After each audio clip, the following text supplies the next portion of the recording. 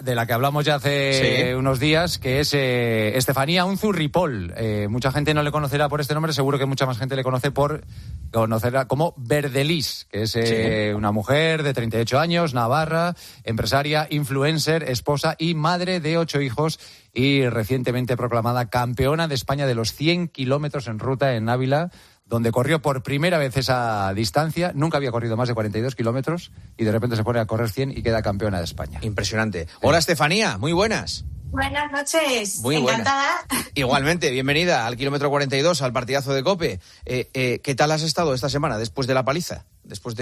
Pues fenomenal, ¿sí? Fenomenal. Y es lo que más agradezco, que no me duele el cuerpo, no me he lesionado, he vuelto a casa y puedo continuar con mi rutina diaria, y es lo que yo decía, no puedo meterme en un deporte que después me deje sin poder moverme durante una semana, así que es lo que más agradezco, que el cuerpo me acompañe. Pues. ¿Y has entrenado después de los 100 kilómetros? He vuelto ya a correr, pero estoy haciendo trotes suavecitos. No, pero ya cualquier cosa me parece ya correr, porque después de 100 kilómetros, que era tu primer 100, claro, que consigues ser campeona de España y luego sales a correr la semana después para recuperar, ¿no? Y otra vez volver a recuperar la musculatura. ¿Pero qué hiciste? ¿Te metiste en frío, en hielo? ¿Has comido más que nunca? ¿Qué has hecho para recuperar estos días? Pues la verdad que después del 100K cogimos el coche, vuelta a casa, porque Pamplona Ávila son 5 horas y media, y descansar, dormir lo que me dejan los niños, es que tampoco nada en especial. Ya, pero es que tú lo dices como nada en especial después de haber corrido 100 kilómetros, pero que eso no los corre nadie. Es que lo toma con una naturalidad. Bueno, nada especial, 100 kilómetros, 13 maratones en 13 meses, nada, bueno, una cosa normal, lo que hace todo el mundo. Claro, en ese sentido yo creo que el cuerpo se va moldando, y yo creo que ya me he ido adaptando a correr distancias largas. Ese también es el objetivo de haber dicho, voy a ver cuánto soy capaz de superar, porque cierto es que terminaba la maratón y me encontraba fenomenal. Coincidió este 100K que se daba en mayo y por agenda me cuadraba perfecto, porque ya había terminado mi reto de las maratones, todavía iba a estar bastante fresca, porque casi como que lo he asumido como un entrenamiento que ha durado un año entero. Aunque luego me entraron muchas dudas, porque cuando empecé a informar de lo que entrenaba un atleta de ultradistancia dije, ostras, estoy a años luz. Después llegué al recorrido, lo vi y dije, está lleno de cuestas, siento que son mi punto débil, y os prometo que no me quería ni posicionar ni la línea de salida. O sea que se ha salido también algo de mis expectativas totalmente.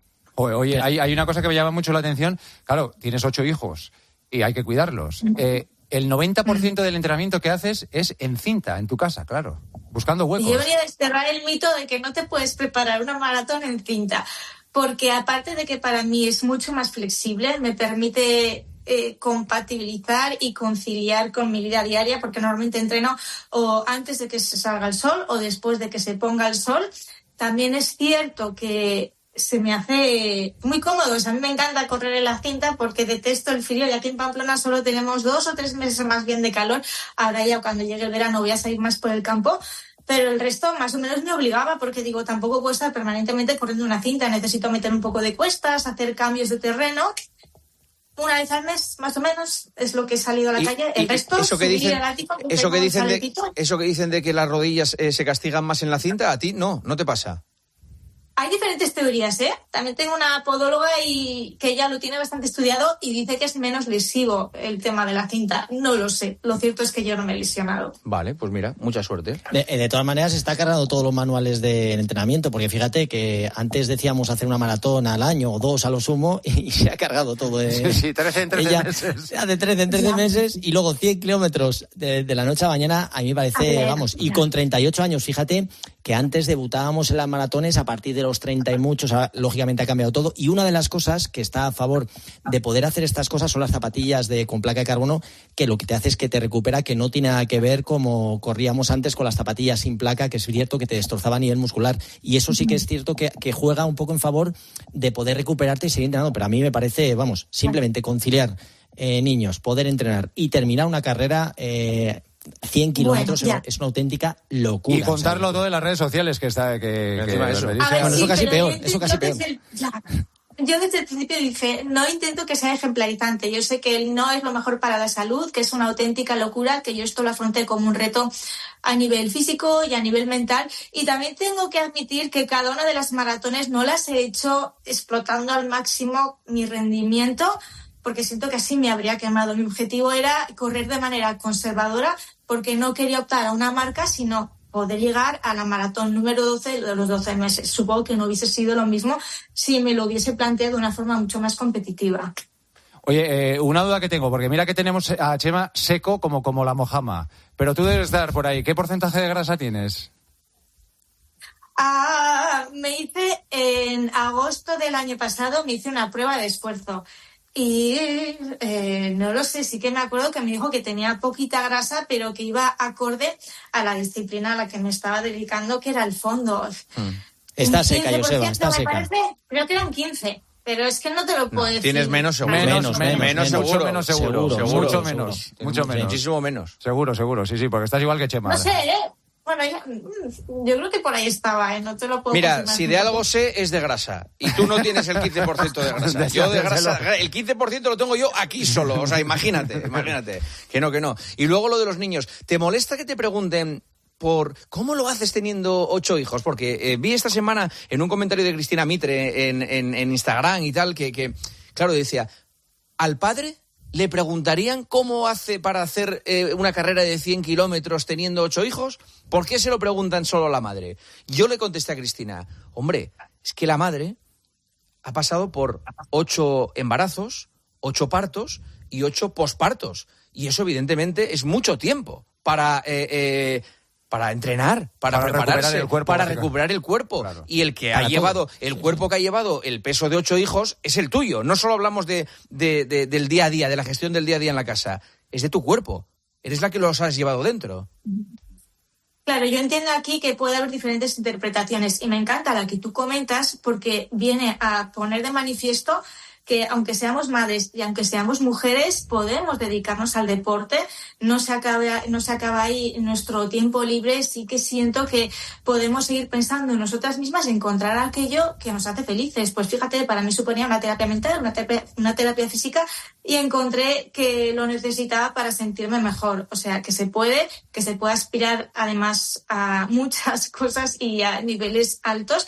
Yo esto lo asumí como una recompensa, una satisfacción personal, pero tengo que confesarte que también haya obtenido este éxito a nivel deportivo, pues es como un bonus track. Pero sí que me molesta la interpretación de decir, es que hay que restar mérito a esta medalla porque quizás esto suponga, es lo que se debe entender, de que tus entrenamientos no eres lo suficientemente madre, que estás totalmente entregada. Esos son los palos que te han caído en las redes sociales, ¿verdad? Esos son los palos de los que te han caído. Sí, lo he visto y curiosamente no lo he visto en perfiles de hombres. Es algo que desde luego no encuentras cuando alguien se proclama victorioso o vencedor de cualquier tipo de disciplina deportiva. Te juro que no he encontrado un solo cuestionamiento que le diga, oye, ¿y qué pasa con tus hijos? Oye, ¿y quién te los cuida? Oye, es que yo a lo mejor también así podría, si tuviese un séquito, no sé, de niñas. Es alucinante. Me molesta severamente. De hecho, mi marido también ha corrido alguna que otra maratón. También, pues bueno, entre comillas, es bastante público. También ha viajado conmigo.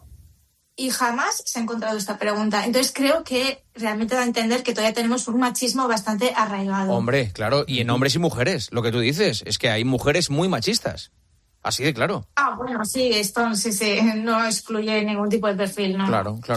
Bueno, lo que pasa es que lo bueno es que, no sé si es lo bueno, que a tu marido y a ti nos dio por el fútbol, porque si no, 11 titulares, más 7 suplentes, más los 6 no convocados, tendrías que tener 23 hijos. O sea, que imagínate. Sí. Aunque a Verdelis yo le veo capaz de 23 o de los que vengan. De momento. Bueno, ahora la verdad que creo que estamos en un punto en el que más o menos nos sabemos gestionar bastante bien, estamos bastante acomodados, pues tengo desde mi mayor que tiene 18 años hasta la pequeñita que tiene 2 años, y en esta estabilidad no estamos pensando en la misma ampliación. Normal, hombre. De momento no, claro, luego ya cuando apetezca ampliar, que habrá que ampliar.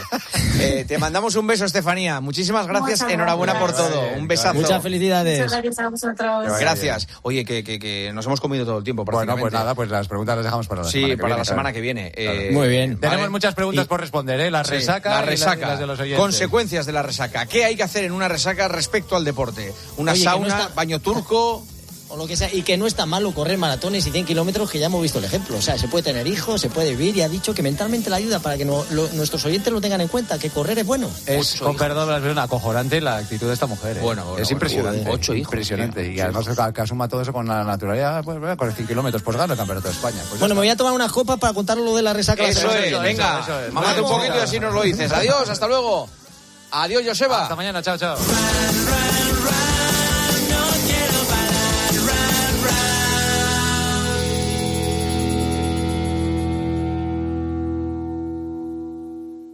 Salta al terreno de juego laboral con los cracks del periodismo deportivo. Paco González, Manolo Lama, Juanma Castaño. ¡Todo listo! Ven al máster de formación permanente en periodismo deportivo. Un máster de la Universidad CEU San Pablo y Fundación COPE. Con 3 meses de prácticas. Infórmate en fundacioncope.com y en el 91 828 3930. ¿Tienes ganas de apostar en el próximo partido? Entra en winamax.es y aprovecha la mejor variedad de apuestas del mercado. Podrás ver las supercuotas del día y contar con las opciones del My Match y del Cash Out para hacerlo a tu manera. Winamax, no esperes más, la emoción a un solo clic. Winamax, las mejores cuotas. Juega con responsabilidad, solo para mayores de 18 años. Hay una fragancia que distingue al hombre que la lleva. Un nombre así como en francés que acaba en U. Déjate envolver por el magnetismo de un nombre así como en francés que acaba en U. Un nombre así como en francés que acaba en U.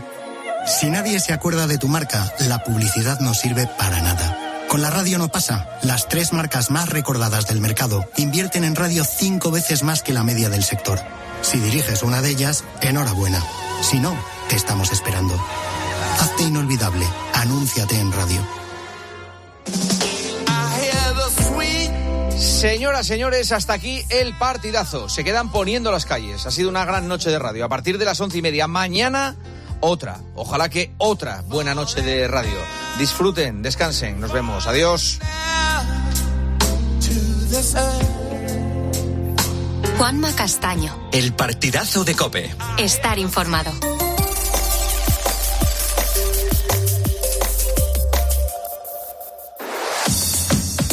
Carlos Moreno, El Pulpo. Poniendo las calles. COPE, estar informado.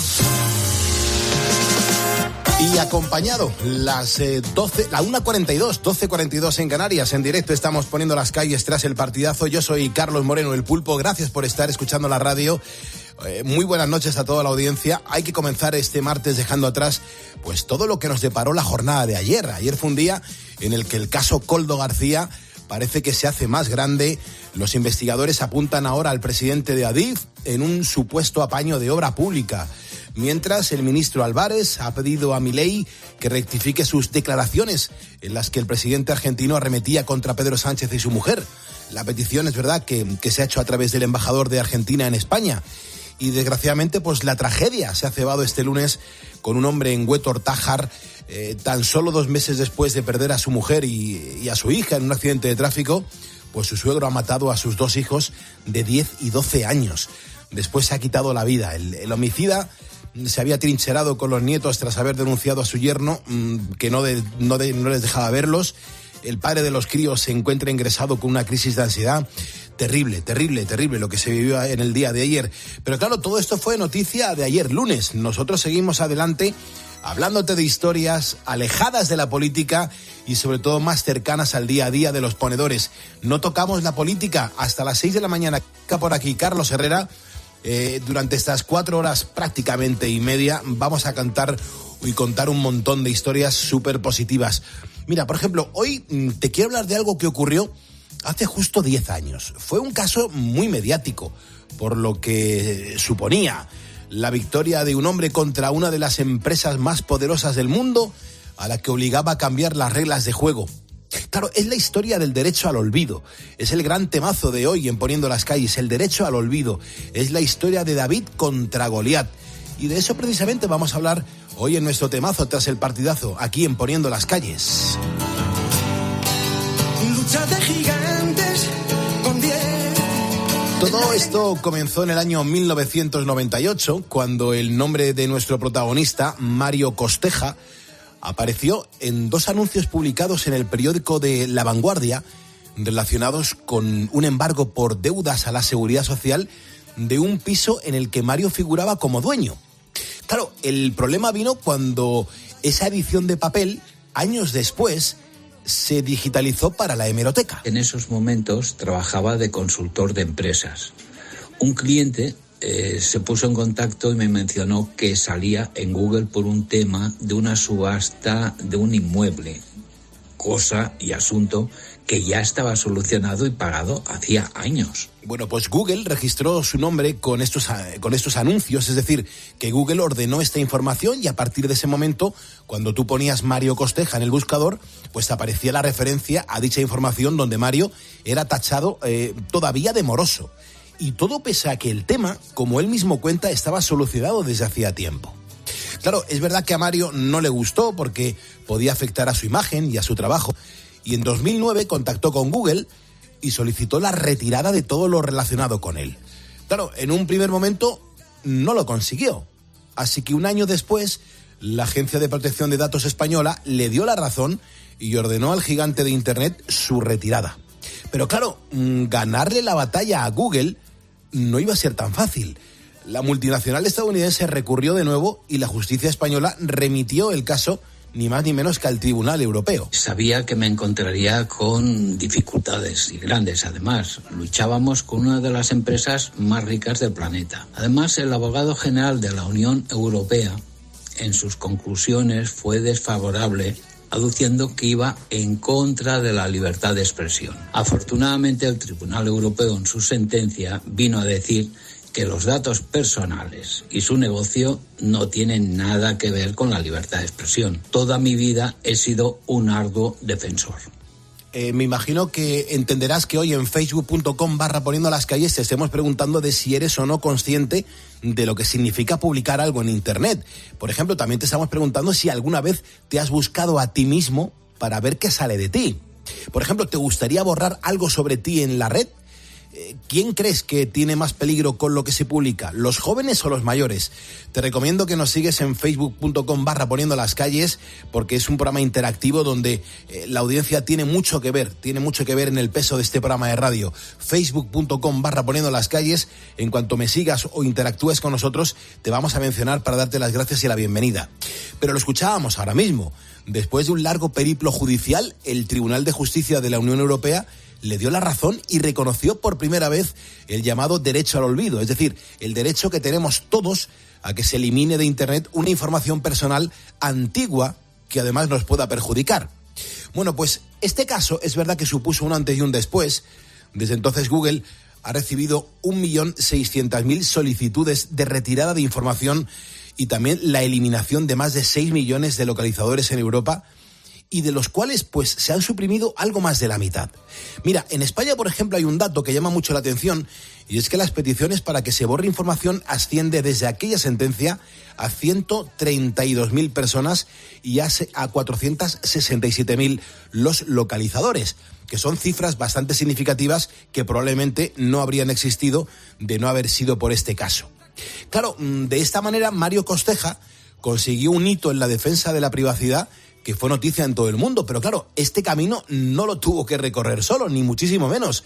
A pesar de que la mayoría de los abogados con los que contactó no querían hacerse cargo del caso, finalmente encontró en el abogado experto en nuevas tecnologías y protección de datos, Joaquín Muñoz, a la persona indicada. Desconocían de qué les hablaba y no querían involucrarse con el buscador. Decían que era muy complejo. Contacté con Joaquín Muñoz. Joaquín en esa época ya trabajaba en derecho sobre temas de tecnología. Nos reunimos varias veces y al final pues llegamos a la conclusión de que se podía llegar a defender el caso. Marcó un precedente sin intentarlo. Claro, nosotros ahora aquí en Poniendo las Calles tenemos el placer de contar con él en nuestro temazo de hoy. 1:49, 12:49 en Canarias en directo en la cadena COPE. Joaquín Muñoz, muy buenas noches. Hola, ¿qué tal? Buenas noches, Pulpo. Gracias por aguantar hasta esta hora, que venimos con un poquitín de retraso. Cuéntame, Joaquín, por favor, ¿cómo llegó a tus manos el caso de Mario? Pues bueno, llegó de una forma bastante curiosa. Yo en aquel momento tenía mi propio despacho especializado en estos temas de tecnología, protección de datos, y una de las cosas que me preocupaba, yo por aquel entonces tenía 26, 27 años, era precisamente un poco lo que explicaba Mario, ¿no? Que podía encontrar algún cliente cuando se fuera a reunir conmigo y lo más normal era pues que me googleara, ¿no? Que buscara en los buscadores mi nombre, ¿no? Para tener alguna referencia. Bueno, pues pensando en eso, afortunadamente no había nada raro sobre mí. Escribí un artículo en un blog que tenía, en el que explicaba qué tendría que hacer alguien si al buscar su nombre en el buscador encontraba pues alguna noticia, alguna foto, alguna referencia que le perjudicaba, que no le favorecía y que que ya fuera cosa del pasado, ¿no? Haciendo una investigación, lo que escribí en aquel artículo pues fue que entendía que la responsabilidad era de quien lo había publicado, que habría que contactar primero a la página web, al editor de la página web, y que si no funcionaba, pues quizá también se podría contactar con Google para pedir que eso no saliera vinculado a sus nombres y apellidos, ¿no? Uh-huh. Precisamente este artículo pues fue encontrado por Mario y por otras muchas personas que en aquel momento tenían esa situación en la que encontraban información sobre ellos en Internet que no eran capaces de eliminar. Y bueno, pues Mario la verdad que fue muy muy insistente, le preocupaba mucho su caso, como él decía, nos sentamos, valoramos las opciones y decidimos pues intentar lo que yo ponía en aquel artículo, ¿no? Intentar contactar primero con el periódico, después con Google y ver qué pasaba, ¿no? Y así empezó todo. Joaquín, de lo que me doy cuenta es que es verdad que a día de hoy, pues la protección de datos y las nuevas tecnologías es verdad que son temas muy comunes, están prácticamente a la orden del día. Pero claro, Joaquín, es que hace 10 años esto no estaba de moda, no nos preocupaban este tipo de cosas. Me gustaría saber cómo decidiste que te ibas a dedicar a todo esto.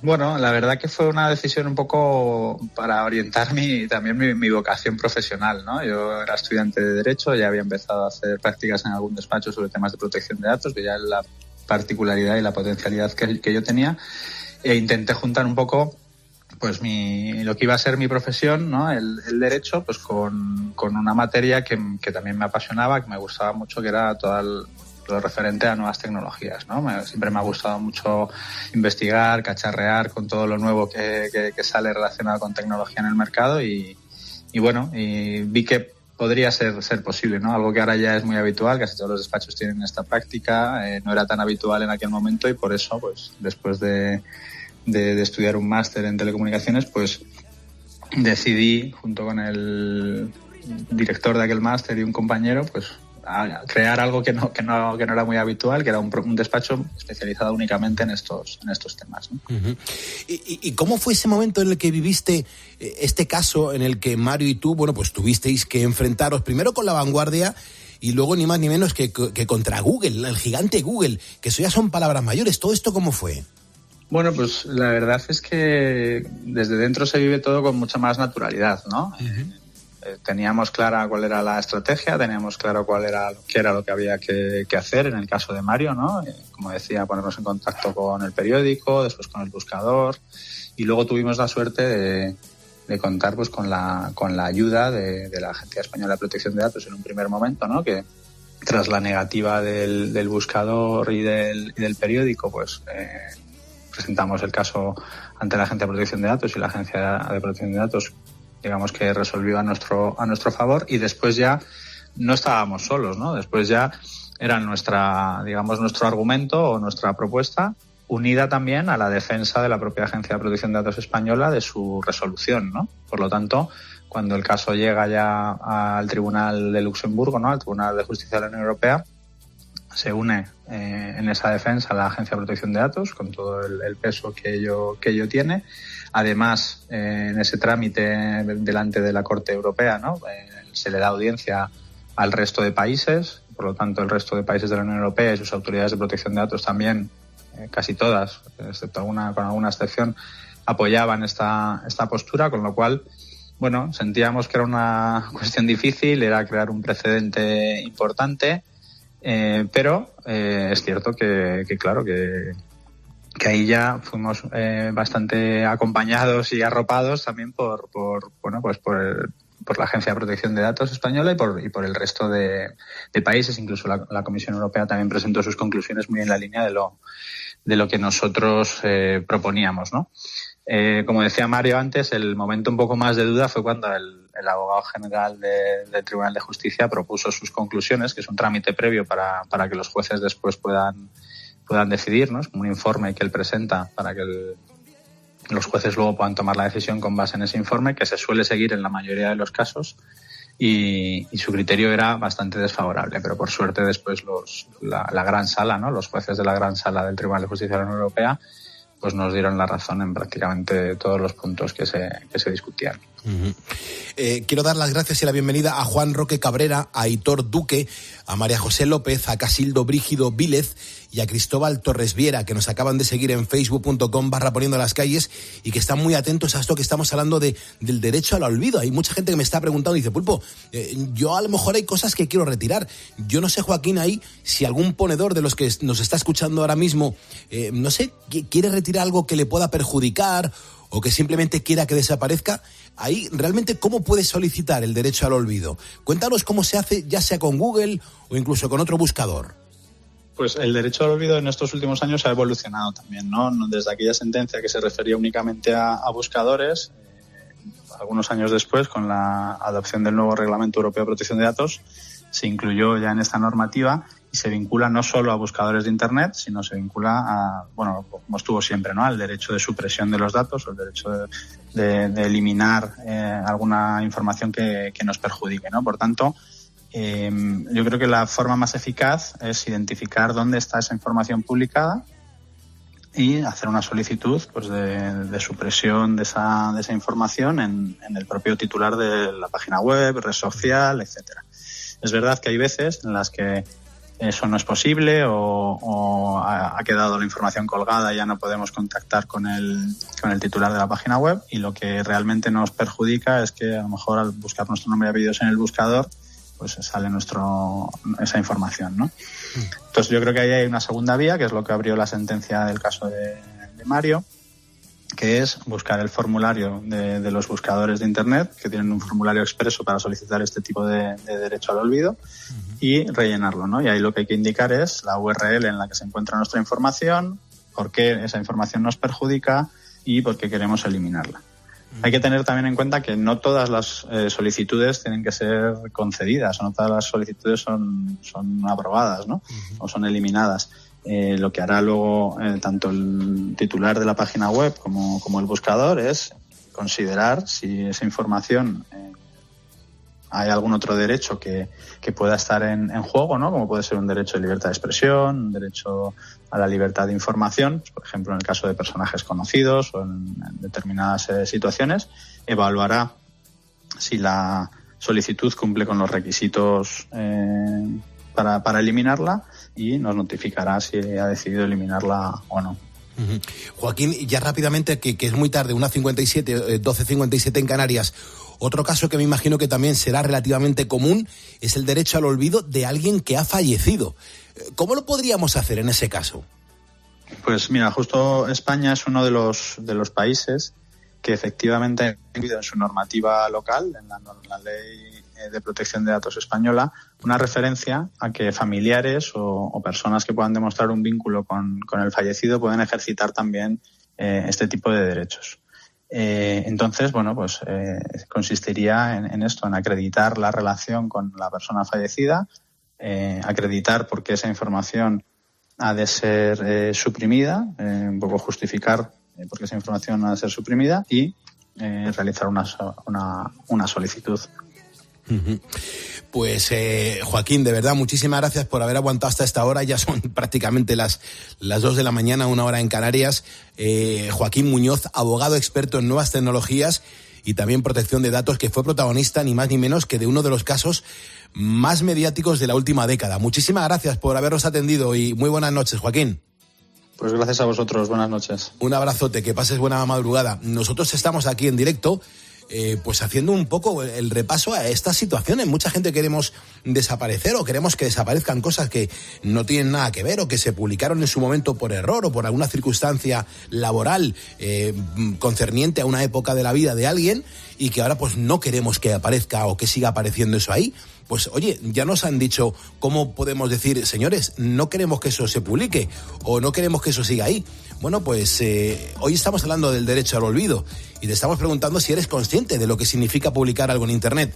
Hay un montón de mensajes que vamos a seguir leyendo en facebook.com/poniendo las calles o en el teléfono directo de ese estudio 950 6006.